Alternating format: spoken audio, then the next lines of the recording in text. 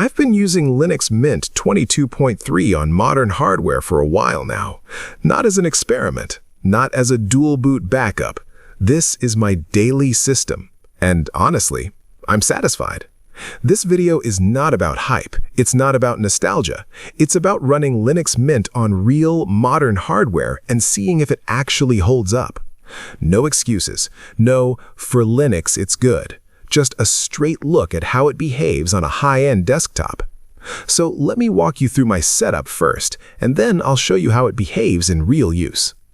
I'm running Linux Mint 22.3 Cinnamon Edition.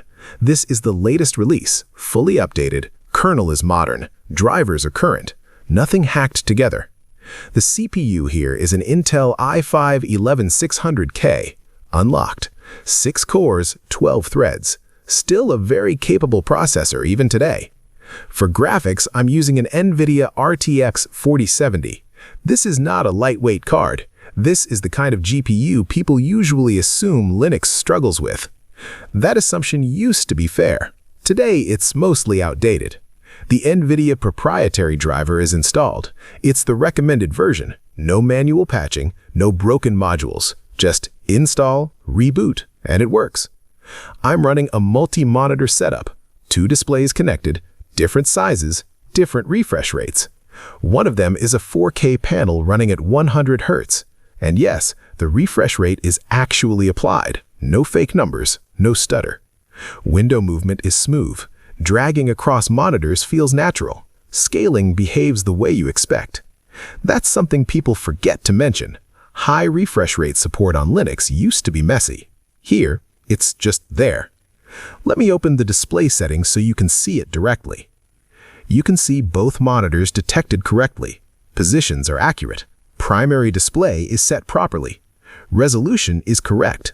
Refresh rate is selectable, and when I apply it, the system doesn't freak out. That matters. Now, let's talk about the desktop itself. This is Cinnamon. Not flashy, not minimal for the sake of minimalism. It's practical. The panel is where you expect it. The menu behaves like a desktop menu, not a phone launcher pretending to be one. Animations are subtle. Nothing feels sluggish. Nothing feels delayed. Even with transparency and effects enabled, CPU usage stays low. Let me open the system monitor for a second. You can see CPU activity in real time. Memory usage is reasonable. Swap is barely touched. This system has 32 gigabytes of RAM. Linux uses it intelligently. Cache fills up when needed and clears when it should. Now let's talk about storage. I have multiple drives installed.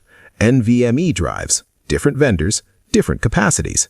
You can see them mounted automatically. They appear instantly in the file manager. No delays, no permission nonsense. I can access my Windows drive. I can access Linux partitions. External drives show up immediately. USB devices work as expected. Let me plug in a USB drive. Mounted, visible, readable. Ventoy works. Multiple partitions are detected correctly. This is boring in the best way possible, because boring means reliable. Now I'll open a few applications that I actually use. Let's start with the file manager. Fast, responsive, no lag when opening large directories. Thumbnail generation doesn't freeze the system. Next, a web browser. This is Brave, but the same applies to Firefox. Hardware acceleration is active, scrolling is smooth, video playback is clean. No screen tearing, no weird frame pacing. Now let's open VLC. Media playback works out of the box. Audio routing is correct. Bluetooth audio works. Speaking of Bluetooth, let me open the Bluetooth manager. You can see my soundbar connected. Stable connection, no random dropouts. Latency is normal. Volume control works system-wide. That's something Linux used to struggle with. Today, it's just another checkbox. Now let's talk about NVIDIA specifically. I'll open the NVIDIA settings panel. The driver is detected correctly.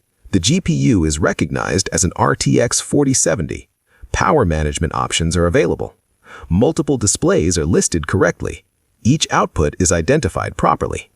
OpenGL information is accurate. No fallback rendering, no software rasterization. This system is using the GPU the way it should. And that's important because modern Linux desktops rely heavily on proper GPU acceleration. Now, let me show you something people often worry about: system stability. This system has been running for long sessions. Sleep works, wake works. No black screens, no driver crashes. Updates don't break the system. Linux Mint is conservative in the right ways. It doesn't rush experimental changes into stable releases. That's why it works well on modern hardware without feeling fragile. Now, let's talk about networking. Wi-Fi works. Both 2.4 and 5 GHz networks are visible. Connection is stable. Speed is consistent. Ethernet works as expected. Network switching doesn't cause freezes. Hotspot mode works if you need it. Again, boring, reliable.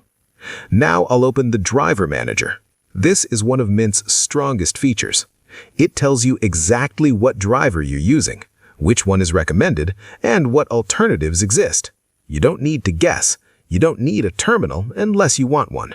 For NVIDIA users, this matters a lot. Now let's talk about everyday usability. This system boots fast. Login is quick. No unnecessary services eating resources. Idle power usage is reasonable. Fans stay quiet. Thermals are under control. This is not a system fighting itself. Now, I want to address a common question. Why Linux Mint on modern hardware? Because it gets out of your way. You don't spend your time fixing the OS. You spend your time using it.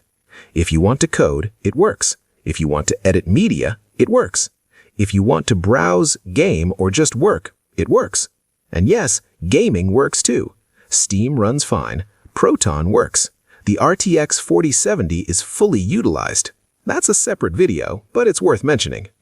Linux Mint doesn't try to be clever. It tries to be stable. And that's why it scales surprisingly well with powerful hardware. This machine doesn't feel held back by the OS. It feels supported by it. Now, let me quickly show you multi-monitor behavior again. Dragging windows across screens is smooth. No tearing, no sudden resolution jumps. Full-screen apps behave correctly. Each monitor keeps its own refresh rate. That's something many operating systems still get wrong. Now, before wrapping up, I want to be clear. Linux Mint is not perfect. If you rely on very specific proprietary software, you may need workarounds. If your workflow depends on niche hardware with poor Linux support, results may vary.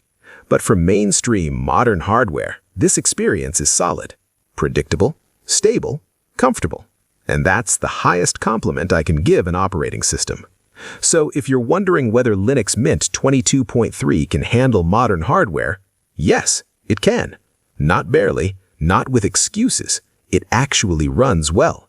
And for me, that's enough. Thanks for watching.